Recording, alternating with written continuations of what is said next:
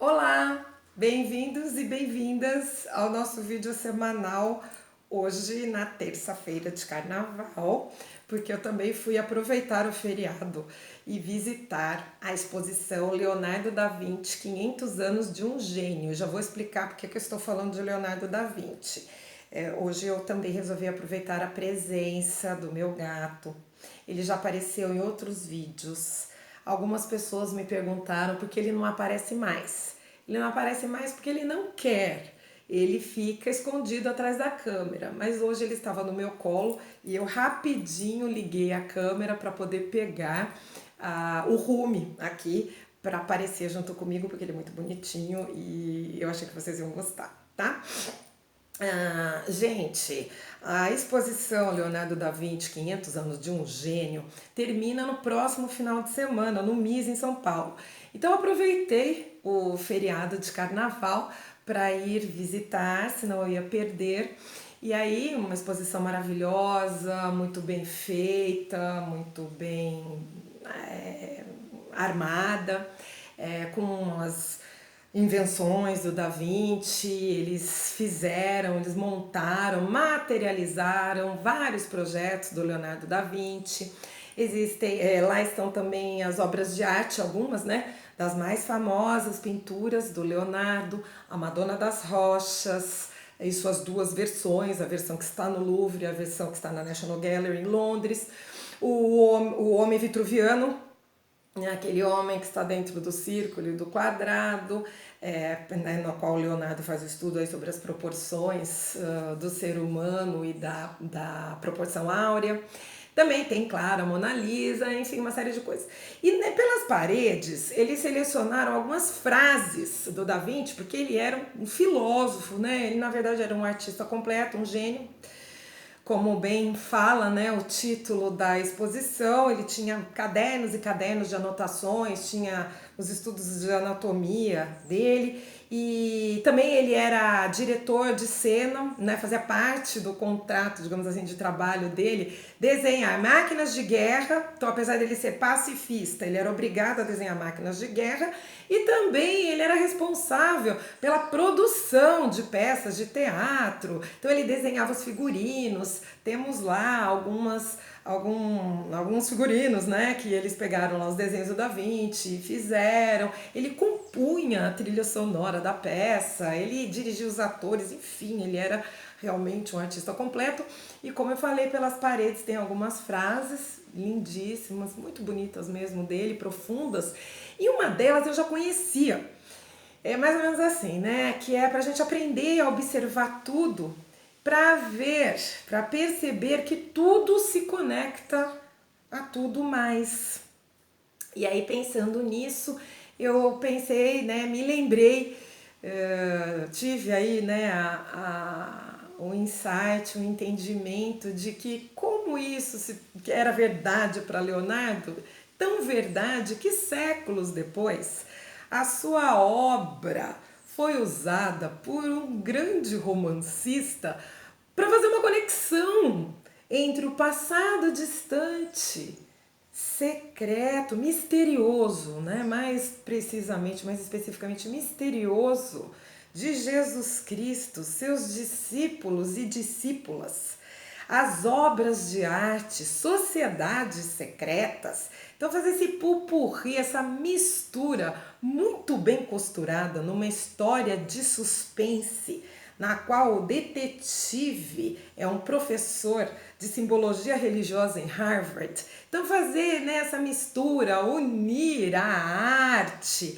a história das sociedades secretas, a religião, no caso mais específico, o cristianismo primitivo. Então, fazer essa conexão de todas essas coisas que foi um mandamento, né, uma instrução do próprio Leonardo da Vinci, deu num dos romances mais bem-sucedidos da história da literatura e principalmente da história da literatura recente. Eu mesma estou em débito com esse livro no que concerne o meu interesse pela história do cristianismo primitivo, pela história não oficial, a que não foi contada no Novo Testamento.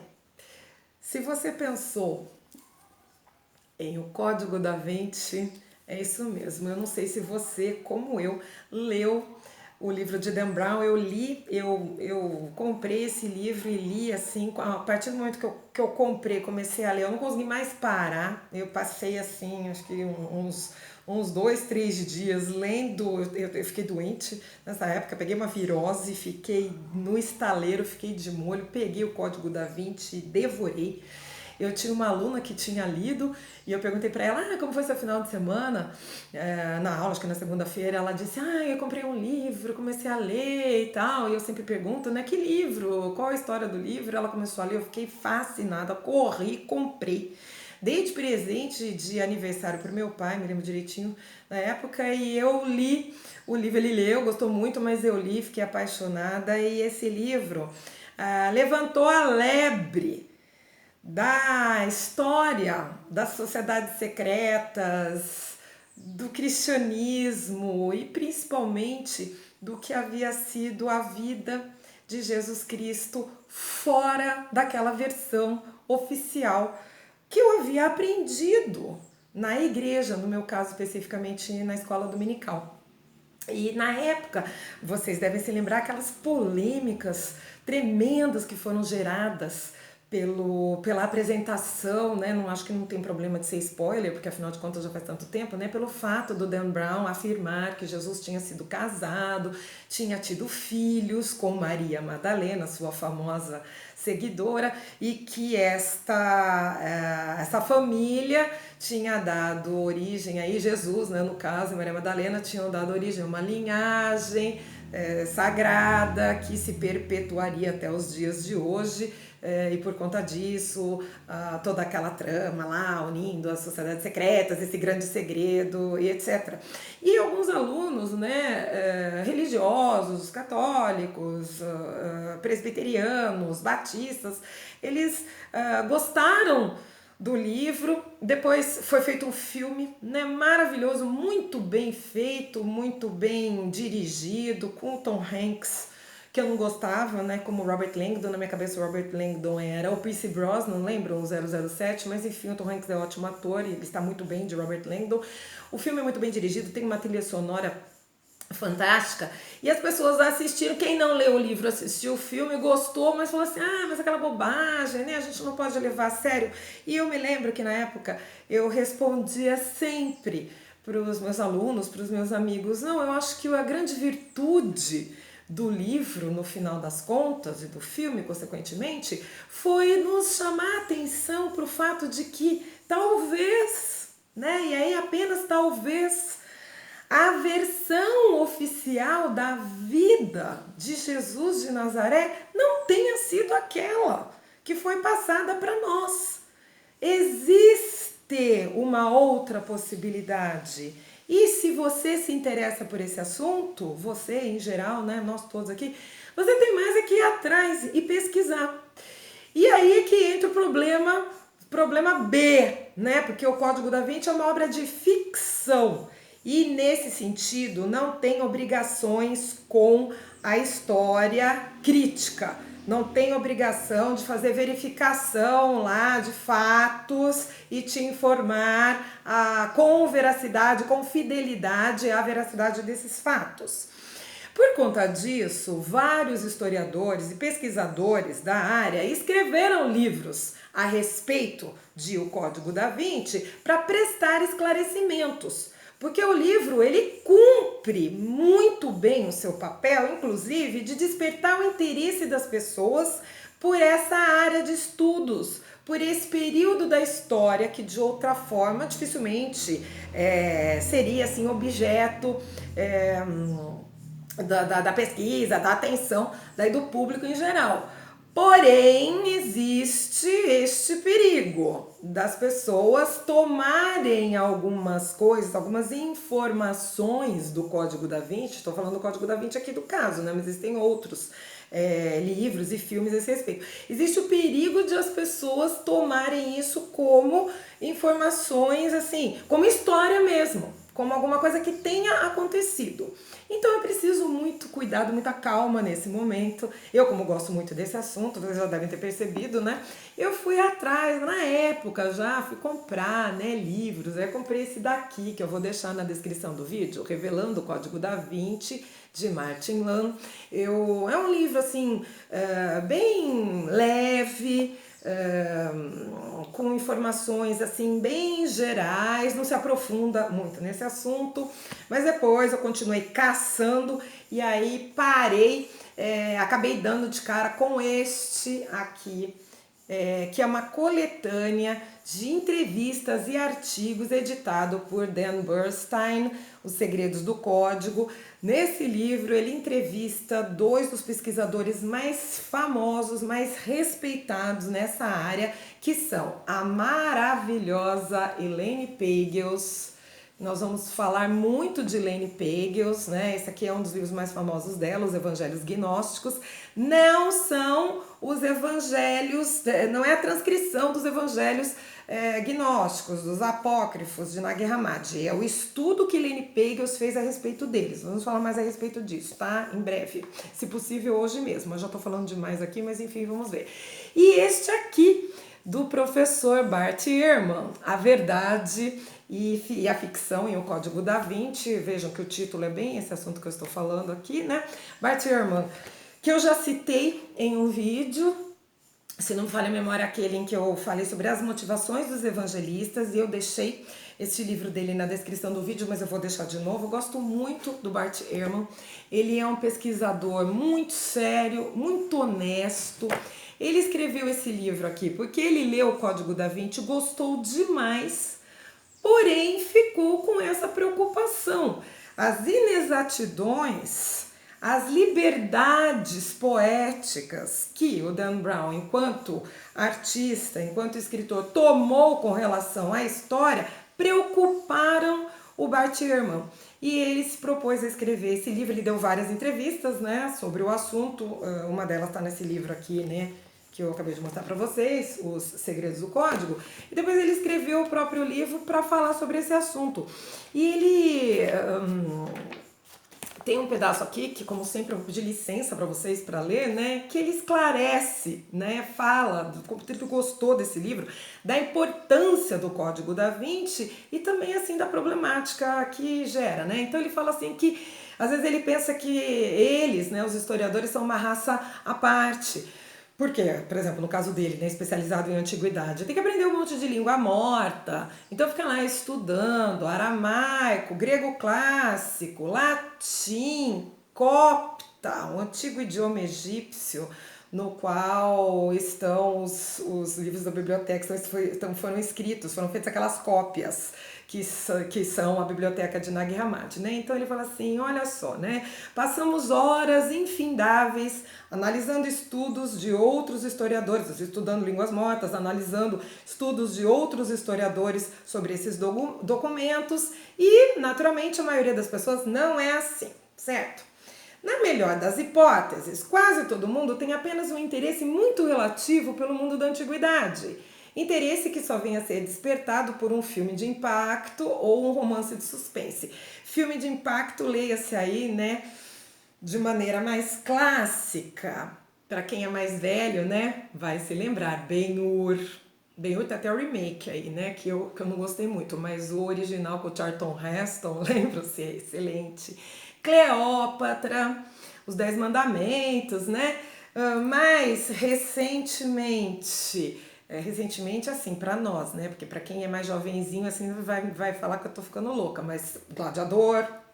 E, claro, o Código da Vinci, uma série de outros livros ao estilo do Código da Vinci que foram lançados aí posteriormente, né? Então, esses livros, A Paixão de Cristo, ele fala aqui no começo, não agora, mas no começo do livro, na introdução, no prefácio, ele fala assim, A Paixão de Cristo, do Mel Gibson, né? As pessoas foram assistir porque elas queriam ver, né, uma reconstituição do que teria sido a morte de Cristo.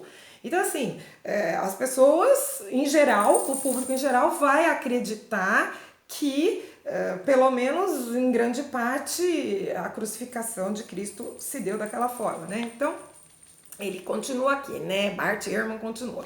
Mais que qualquer outro livro recente na memória, falando especificamente de livros, né? O Código da Vinci realmente chegou lá. Por todos os seus elementos, né? O enredo, pelos personagens que são muito bem bolados, bem construídos, etc. Né? O problema é que as pessoas que leem um livro como esse não têm como saber o que é fato histórico e o que é ficção literária. Então ele se propôs a escrever esse livro aqui para prestar esses esclarecimentos. Então, eu vou falar muito, eu recorro muito ao Bart Ehrman. Como eu disse, ele é um pesquisador muito sério, muito honesto, e ele tenta fazer aí um meio termo entre a ficção, o que são as liberdades poéticas, né, tomadas pelos romancistas, pelos diretores de cinema, e o que é possível, o que foi possível, o que tem sido possível se obter a partir dos estudos de história crítica, com fontes, com as comparações entre as fontes, as conclusões e as escolhas que os historiadores fazem na hora de fazer essas reconstituições, ok? Bom, o vídeo vai ficar meio longo hoje, mas como é feriado de carnaval, né, espero que você se divirta. Eu tinha prometido no vídeo passado entrar um pouco mais no conteúdo da biblioteca de Nag Hammadi. Vou começar, gente, falando, porque eu falei um dia que eu tenho paranoia por clareza, e eu tenho mesmo. Então, assim, né, a biblioteca de Nag Hammadi, mantra, né, descoberta em 1945. Manuscritos do Mar Morto, 1947. São coisas diferentes. Um dos erros de O Código da Vinci foi ter colocado os dois ali como grandes elucidadores da história de Jesus Cristo e seus discípulos, e mais especificamente no caso, sua discípula Maria Madalena. Não, eles têm conteúdos diferentes, são documentos diferentes. Manuscritos do Mar Morto são documentos judaicos e a biblioteca de Nag Hammadi é cristã, tem a ver com o cristianismo, ok? Bom, os livros gnósticos, os livros apócrifos ficaram escondidos, já comentamos, né, vários séculos. Nós tínhamos informações a respeito destes livros, desses escritos, a partir dos seus perseguidores, por exemplo, do nosso agora velho conhecido bispo Irineu de Lyon, né? Sim, mas antes de 1945, alguns poucos escritos já haviam sido descobertos e hoje eu vou falar a respeito deles de maneira breve. Por quê? Para que fique claro que um pouco antes já estava em circulação, já havia o conhecimento de que existiam alguns outros livros fora os 27 livros do Novo Testamento, mais especificamente aí os quatro evangelhos canônicos. Então, assim, já se sabia disso. Vou falar agora a respeito desse assunto, tá? Da onde que eu tirei? Tirei do livro Os Evangelhos Gnósticos de Elaine Pagels. Ela nos conta, né? Que o primeiro desses textos apareceu, pasmem, em 1769. Peraí que eu já me perdi aqui. Quando um turista escocês chamado James Bruce adquiriu um manuscrito em copta, aquela antiga língua egípcia. Não é hieróglifo, tá? Copta é outra coisa. Perto de Tebas. Tebas é a atual Luxor. Então, se você, né, gosta da história do Egito Antigo e quer ir ao Egito, visitar as ruínas de Tebas, saiba, se você ainda não sabe, que você vai para Luxor fazer essa visita, tá bom? Então, 1769, o primeiro desses textos apócrifos aparece. História de filme, né? Esse texto foi publicado em 1892 e afirma ser um relato de conversas entre Jesus e seus discípulos, incluindo aí mulheres. Então, anote esse dado. O fato de mulheres serem incluídas entre os discípulos de Jesus Cristo foi, de acordo com Elaine Pagels, e eu concordo plenamente, um dos motivos pelos quais esses livros acabaram sendo banidos do cânone do Novo Testamento, ok? Em 1773, um colecionador encontrou numa livraria de Londres um texto antigo, cena de filme, né? Um colecionador encontra numa livraria de Londres um texto antigo, também em copta, contendo um diálogo sobre mistérios entre Jesus e seus discípulos. E em 1896, um egiptólogo alemão, alertado pelas publicações anteriores, adquiriu no Cairo um manuscrito que, para sua estupefação, continha nada mais, nada menos que o Evangelho de Maria. Ela, Maria Madalena, Maria de Magdala, e 3 outros textos. 3 cópias de um deles, o Apócrifo de João, estavam também na Biblioteca Gnóstica, descoberta em Nag Hammadi 50 anos depois. Bom, hoje eu falei demais, né? Ainda bem que é feriado, você vai se divertir um pouco com as minhas informações. Eu pretendo, né, nas semanas seguintes, falar, né, mais a respeito de alguns livros, mais especificamente dessa biblioteca. Os famosos, se você já ouviu falar minimamente desse assunto, os famosos Evangelho de Tomé, principalmente o Evangelho de Tomé, o Evangelho de Felipe e, claro, não poderia deixar de ser o Evangelho de Maria Madalena, a mulher que, para mim, é a mulher mais injustiçada da história do cristianismo, tá bom? Eu espero que você tenha gostado. Me desculpe o vídeo ser tão longo assim. Se você tem alguma coisa para falar, lembre-se, por favor, que eu não sou a dona da verdade e que eu venho aqui compartilhar com vocês os frutos, os resultados das minhas próprias pesquisas. E que se você também pesquisou alguma coisa, descobriu, por favor, vem aqui compartilhar conosco, tá bem? Então, na semana que vem eu vou continuar falando desse assunto, talvez entre no Evangelho de Tomé, talvez eu fale do Evangelho de Maria Madalena, vai depender aí das minhas leituras durante a semana. Então, eu espero que você tenha gostado, eu espero que você tenha um tempinho neste feriado para me assistir e que, se você conhecer mais alguma pessoa que goste de ficar sabendo dessas coisas, você compartilhe com ela também, tá bom? Então, muito obrigada mais uma vez e até semana que vem.